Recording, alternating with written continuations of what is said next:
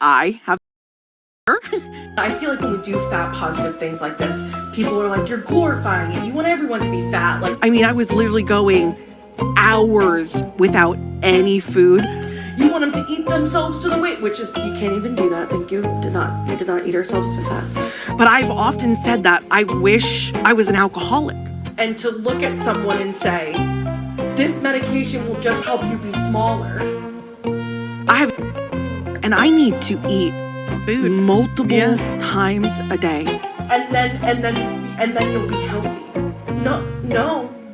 I met plenty of small people who were not healthy. So I was indulging in a bit of brain rot, as you do, when I kept coming across this lady. I'm gonna spiral. Let's go. And I'm gonna bring you along with me. We love that. Now, at first, I didn't pay her any mind. Then I remember that I have a YouTube channel, and I'm like, oh hey, maybe I should look into this girl. Because, I don't know, just something about the way that she talks has me really intrigued. So it's called Lean Works. Now, that was Alyssa, and she's part of a group of girls who have their own podcast, TikTok account, Instagram account, as well as their own individual accounts. And they also, I think, have a sponsor, as well as their YouTube channel, which admittedly isn't very large at the time of filming at least. Oh, and they have a Patreon, so I guess you can donate to their cause if you feel so inclined. I will link their channel, but please do not go to their page leaving any sort of hate. I'm really serious about this. I don't want to get demonetized. Anyway, I thought it'd be fun today to look into one of their podcast episodes where they talk about Ozempic and various other health and weight related topics. And even though their channels are really small right now, I wanted to talk about them because what they're saying is really interesting. No one at this table feels negative towards people who have chosen to use Ozempic for weight loss. Ozempic.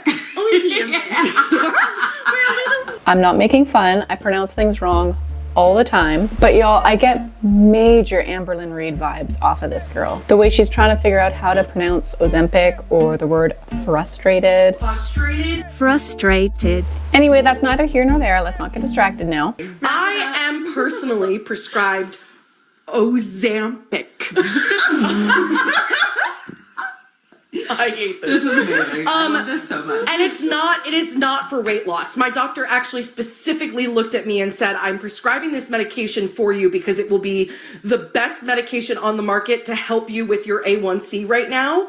When she says that she was prescribed Ozempic to help lower her A1C levels, this actually makes a lot of sense. Because in a very basic non-medical description, a high A1C level means a high blood glucose level or a high blood sugar level, which generally means prediabetes or diabetes. And Ozempic was originally designed to help people manage their diabetes. Weight loss was just a happy side effect. So her being prescribed Ozempic primarily to deal with her high A1C levels and not necessarily for weight loss seems like totally legit reasoning, at least on the surface. However, a lot of people are using it for weight loss, and I do not want you to listen to that. And that, that's specifically for me really important with recovering from the is like not focusing on the weight.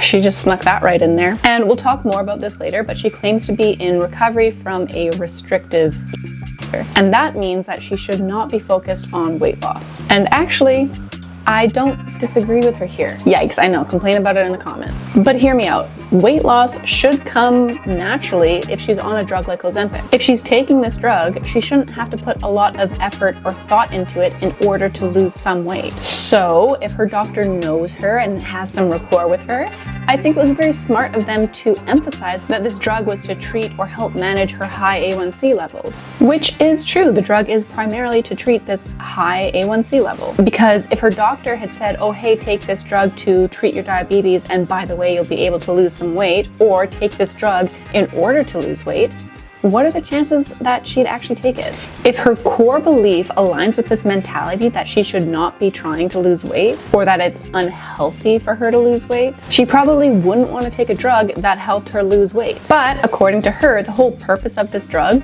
to treat diabetes, no, she doesn't have that.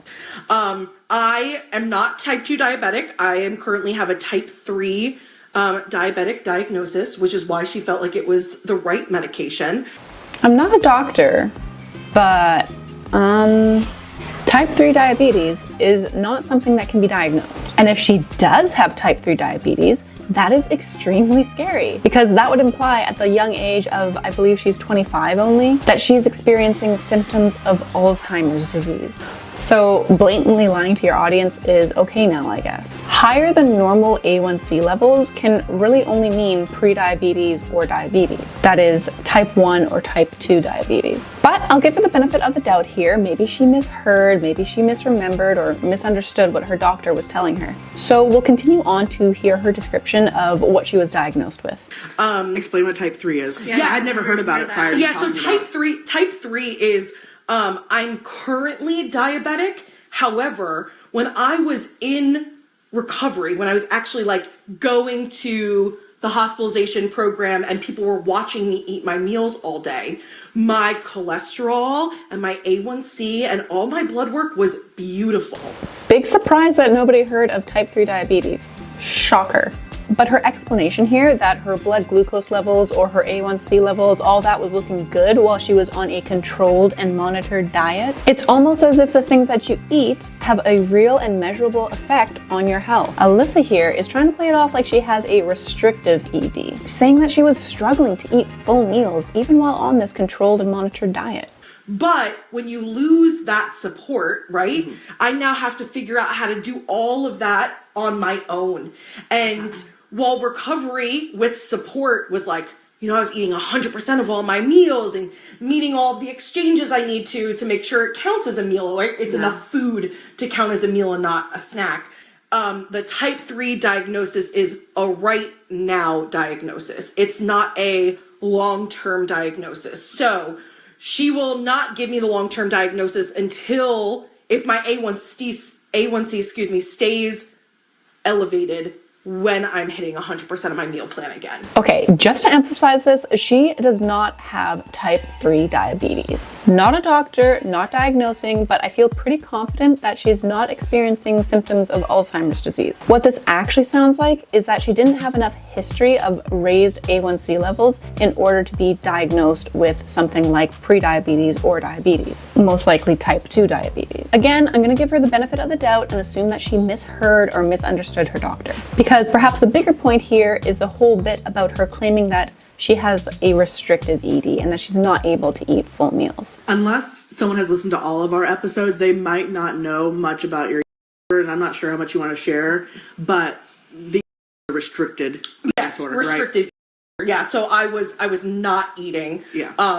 And that's what makes it hard to have all of your levels because you're not eating sometimes. Correct. Yes. So there are health repercussions when you are undernourished and.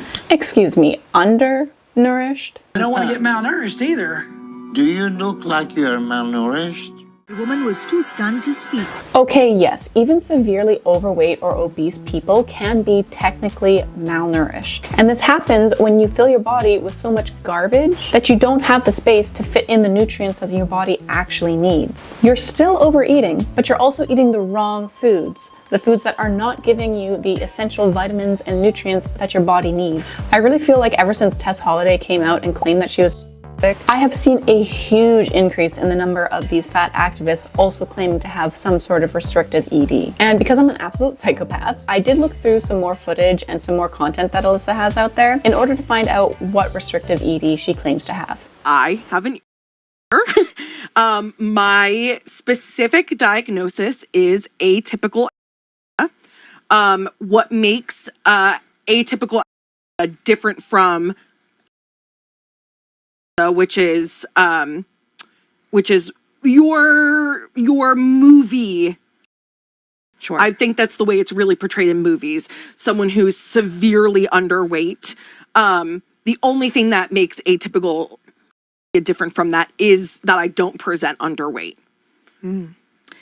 That is the only thing. Yeah, that's already offensive to me. Why is it offensive to have a different diagnosis for a different set of symptoms? Why would it be offensive that we no longer have to wait until a person is severely underweight in order to be diagnosed with a restrictive ED? And for full transparency, why don't we take a look at the diagnostic criteria for what she claims to be diagnosed with, atypical.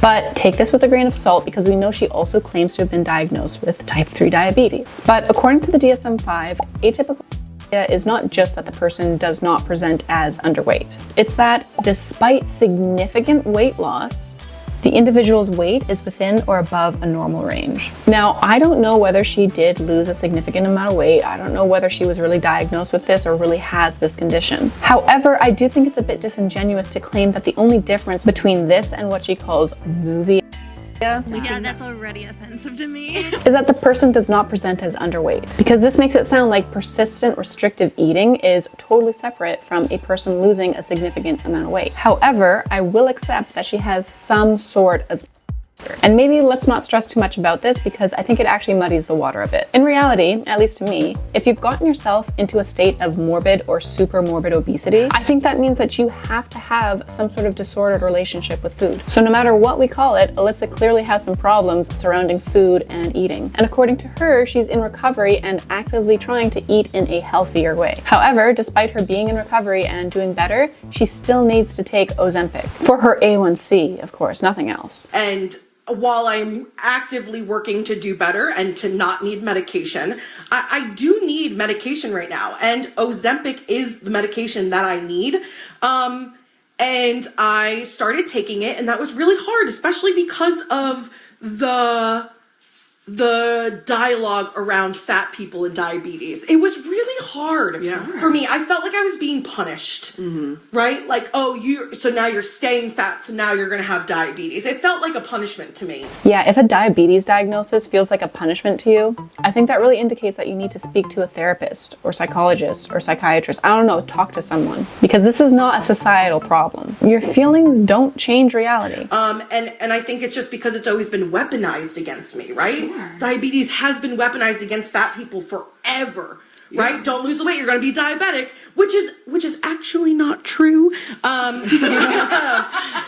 Diabetes is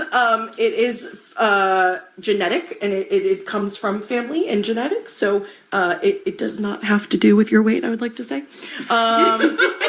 Just another example of blatantly lying and spreading misinformation. Yes, genetics play a role in whether or not you are predisposed to developing type 2 diabetes. But that's saying, genetics loads the gun and lifestyle pulls the trigger. Literally every study you look at, you'll see that being overweight or obese is going to increase your risk of diabetes. Diabetes, or at least type 2 diabetes, has a lot to do with your weight. And I think Alyssa is really in denial about her weight causing or contributing to her need to take this drug. And she seems like she's really angry that she needs to take Ozempic because it's currently being marketed as a weight loss drug. Do you know why it works for weight loss? I think this is really important. It literally makes you lose your appetite. Yes! It makes you sick. It doesn't do anything internally. All it does is make you feel nauseous and not want to eat food. Again, not true. Yes, a super common side effect to taking Ozempic is nausea, but for most people that symptom doesn't last. The bigger thing that Ozempic does to aid in weight loss is that it slows gastric emptying and therefore keeps you fuller for longer. So yes, Ozempic does work internally and it does not cause weight loss just by making you nauseous. Now, they go on to discuss their frustration with the access to Ozempic, or rather the lack of access to Ozempic, because there's been an ongoing trend of people taking drugs like Ozempic solely for the purpose of weight loss. And that has caused some shortages, especially for the people who need it arguably more, people with underlying conditions like diabetes. So for someone like Alyssa, who was prescribed Ozempic to help with her A1C levels, she was having trouble accessing the drug that she needed for her health. And she really emphasizes that she needed this drug for her health. She's not just taking it for some silly little vanity thing like weight loss. So that's a really scary thing, to not be able to get medication that your body has become accustomed to. Well, yeah, and that your doctor's looking at you and say that you need this. Yeah. Right? There is a difference between a doctor saying you need this for weight loss, right? And like, you need this for your A1C. Whether you need it for your A1C or you need it for your weight loss, Ozempic has been a positive change in many people's lives. And her saying this in a condescending tone, like she's taking the drug for the morally better reason, a doctor saying you need this for weight loss, right? tells me just how much she hates people that are trying to lose weight. I really don't think she can accept that for some people, losing weight is a necessary part of bettering someone's health. I did see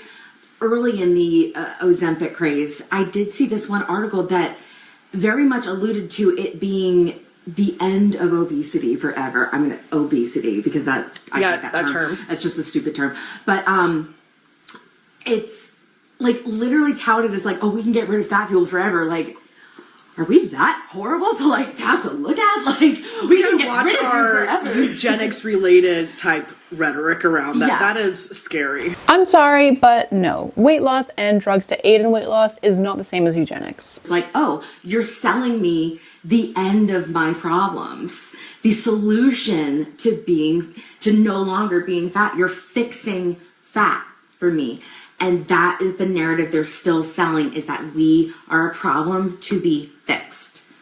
Could you imagine saying this about literally any other health condition? Like, oh, chemotherapy is eugenics because we're trying to eradicate people with cancer. This is the sort of problems we get into when people start to identify so deeply with their body size. When your whole sense of self is irreparably intertwined with how much extra fat you're carrying, and you start to believe that your fatness is as immutable of a characteristic as your hair color or skin tone, like, of course you're gonna be offended at the thought of a drug to repair this part of you that you've tied to your whole personality. You are not your fat. You are suffering with obesity. And if you get rid of the disease of obesity, you are still you. No one's trying to get rid of fat people. Just like we're not trying to get rid of people with cancer by treating their cancer. We are not against anybody who chooses to alter their body in any way, whether that's through weight loss drugs, through weight loss surgery, through anything.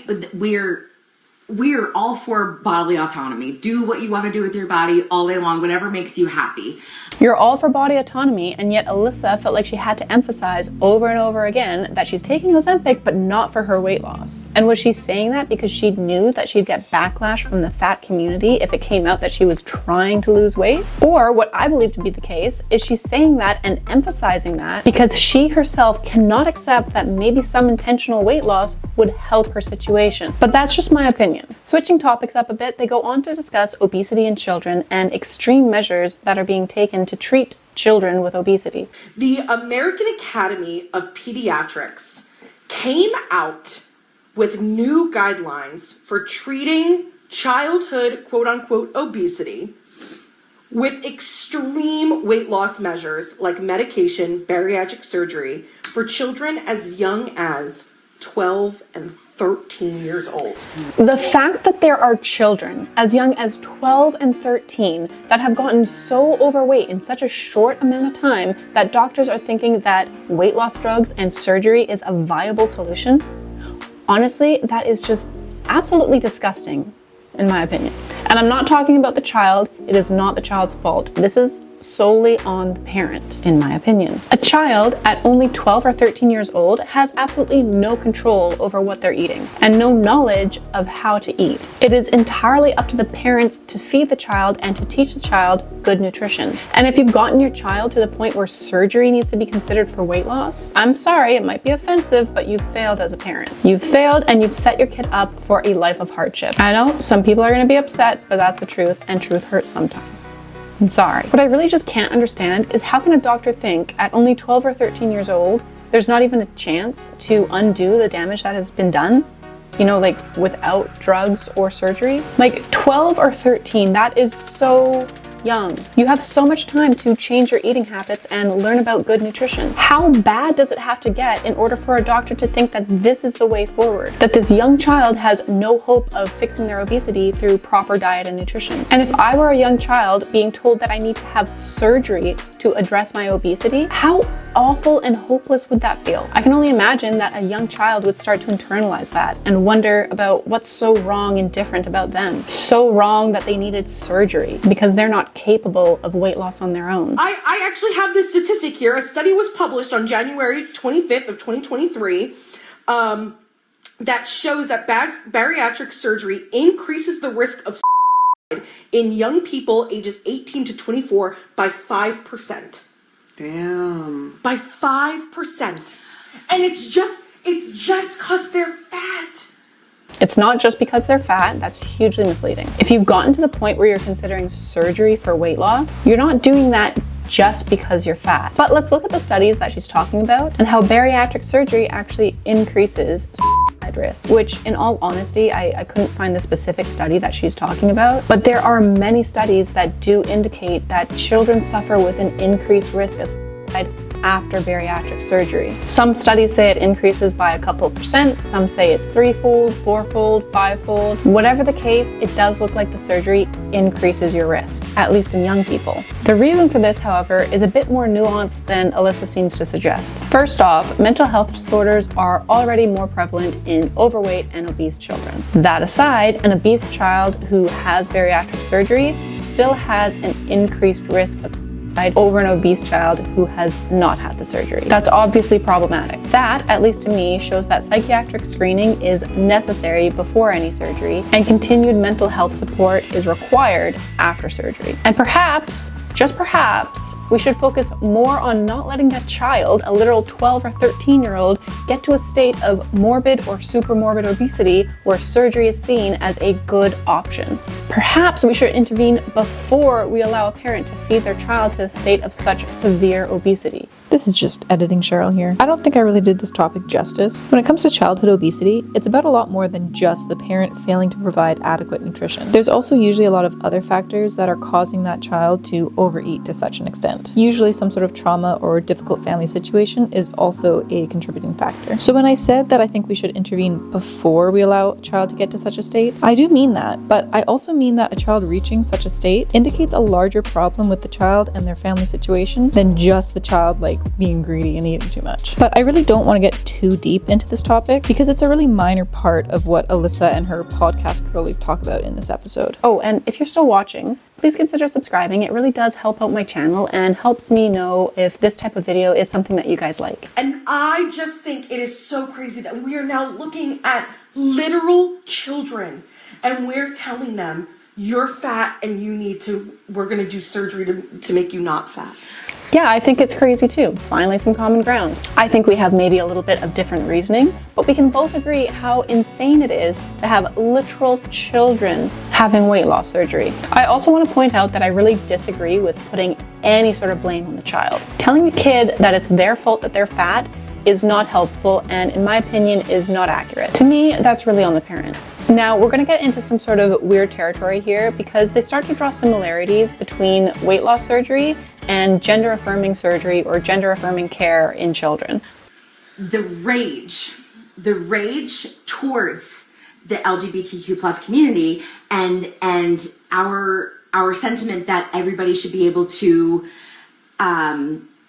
get gender affirming care from a young age, right? There's so much rage and they shouldn't be allowed to alter their bodies before they're 18. They shouldn't be allowed. That does so much damage. That does so much damage to a child.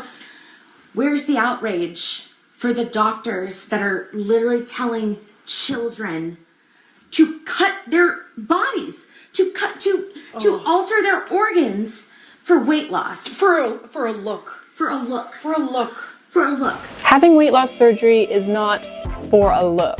But I guess that's what they have to say because so many of these fat acceptance people can't accept that weight loss alone can be for somebody's health. But that point aside, what she's actually trying to say here is, hey, you guys were so angry about kids having surgery to reassign their gender. You should also be angry about kids having surgery to address their weight, which just because a group of people disagrees with one thing you say doesn't mean that they disagree with everything that you say. Lumping disagreements in groups of people like this is going to cause some problems. However, her argument doesn't even make sense because it seems that she's against kids having weight loss surgery and yet she is for kids having gender reassignment surgery or gender affirming care. And I don't feel like someone that's a child can make that decision for themselves. But what's funny is I don't feel like a child should make that decision, but I am in favor of gender affirming care. I am too, 100%. The logic here is lost on me. I don't know why she even brought this topic up, honestly, because if anything, it's proving the opposite point that she's trying to make. Because if she doesn't believe that a child has the capability of making such a large decision like having weight loss surgery, which is going to alter your life, does that not imply that she also believes that they don't have the capability of making decisions that will alter your life in other ways, like gender reassignment or gender affirming care? And yet she thinks that's okay and children do have the ability to make that sort of decision? I don't know. know. But in the end, I really don't think that these two topics belong in the same conversation because they are entirely different. In my opinion, a child should not be having weight loss surgery, not because they're not capable of making such a decision, but I think they shouldn't be having weight loss surgery because a child should still have the option and opportunity to be given better food and be taught about good nutrition, rather than jumping to something as extreme as weight loss. Weight loss surgery. I meant to say as extreme as weight loss surgery. Moving right along, Alyssa continues to talk about her definition of health. And, well, it's a little different than mine. But what I really, really want to say is I want everyone to live a happy, healthy life in the body they have. And healthy, my definition, to be so specifically clear for healthy, means you are eating 3 meals a day, you're honoring your hunger cues, you have snacks if you get hungry, you actively move your body in ways that feel good, and that you have energy to live a happy life. I disagree that eating 3 meals a day should fit into any definition of health. Perhaps 3 meals is healthy for one person at one point in their life. Perhaps 4 is healthy for another person. Maybe 2 meals and a snack. And yeah, sometimes a snack is necessary, but allowing yourself any old snack anytime you want one is perhaps not healthy for every person, especially if you're overweight or obese. And if you are overweight or obese, it's more likely than not, at least some of your diet is going to come from these highly processed junk foods. These foods tend to be very high calorie while also not being very satiating. So oftentimes, honoring your hunger cues can be very confusing if your diet is comprised of a lot of these highly processed garbage foods, because these foods mess with your body's ability to give you accurate hunger cues. These foods are designed to make you want to eat more of them. So while yes, in an ideal world, we should all be honoring our hunger cues, but in reality, some people need to relearn those signals and relearn what is real hunger compared to head hunger, compared to wanting that fast food burger that you were just advertised. And that last thing she said about health means to have energy to live a happy life. You don't know what you're missing. So many people who lose weight will end up saying that their energy has improved so much since the weight loss. If you're in a constant state of low energy, or you're gradually gaining weight and losing energy, you'll start to forget what you're missing. If your energy and your life can be improved through weight loss alone, why wouldn't you want to do that? I'm sure that many people suffering with chronic conditions that strip their energy away would love the easy option of just eating a bit better and losing some weight to improve their condition. And what she said about health means having enough energy, that's kind of ironic to me, because in response to being told that it's unhealthy to be overweight, a lot of these fat activists will throw back, "We don't owe you health," which, okay, fine, I didn't expect anything of you. In fact, I have very low expectations of you. It sounded real bad, I'm sorry. But to say something like, "We don't owe you health," but then to also use markers like eating 3 meals a day or having enough energy as determining factors of health, I don't know, feels a bit hypocritical. I agree that you don't owe anyone health. I truly believe you owe it to yourself. And I think that's because we've been told to do so many things to our body to change it that aren't healthy, right? I think it's unhealthy to count calories in and make sure you're burning the same amount off. I think that's dangerous, right? So I guess that really solidifies in her brain that any sort of weight loss is unhealthy, because that's what you need to do in order to lose weight. You need to burn off more calories than you take in. That's literally the only way. And while yes, for some people, counting calories can be or can become unhealthy, but that does not mean that counting calories is inherently unhealthy. For some people, counting calories is very helpful, if not required, in order to bring their bodies to a healthy state. Absolutely. But I do believe that I do believe that everyone needs to take care of themselves the way that they need to. And sometimes, for me, that's rotting on the couch for a day. Absolutely. Right? And dissociating or reading my book. And sometimes it looks like all of us going out and doing something fun. I'm sorry, but rotting on the couch all day is not taking care of yourself. And sometimes always doing the fun thing is not the best for your health either. I think it's really important to learn the concept of delayed gratification. You know, the idea of maybe instead of buying the shiny new toy immediately when you see it, you instead save your money to buy something bigger and better later on. Life is not always about doing the thing that gives you the highest reward right now in this moment. Sometimes you have to do the hard thing because it's better for you in the long run. All of us. Yeah, because when I hear like you owe it to yourself, then I'm like, do I owe it to myself to go to the doctor? Do I owe it to myself to, you know, like, do I owe it to myself to go for a walk? Do I owe? So then it starts. It does It's the for guilt. me. It does. It starts these connotations in my head of like, okay, so am I not being good to myself if I don't move my body? Am I not being good to myself if I don't do this sometimes or maybe never or whatever? And so I think for me personally, I owe myself happiness. Yeah, if you don't move your body ever, that's not being good to yourself. You don't always have to justify what you're doing and find a way to make it so that every action is okay and every action can be justified as treating yourself with kindness. Sometimes you f up. And that's fine. Everybody fucks up. Everyone has good days and bad days. You shouldn't punish yourself for those bad days, but it's also good to acknowledge that, hey, maybe I could have done better that day. And maybe I want to do better for the next day. For sure, I know the word healthy is triggering. When I hear other people say it in a, you know, at work, like at the YMCA, I'm like, I know you have a different meaning of that word that I have created for myself, right? So that's why I want to be really specific. I think it's what it is to you, right? The same thing with self-care. Self-care looks different for everybody. Yeah. And some people that's the bubble bath, champagne, and face masks. Yeah. And for others, it's the laying in a quiet, dark room and not socializing for a little bit, you know? You know you have some serious problems if the concept of health is so triggering that you need to make up your own definition for it. That is honestly frightening. And to see everyone else nodding along with her, this is not a thought that she alone holds. This is a common thought at the table. And in fact, throughout this video, you'll see when one person says something,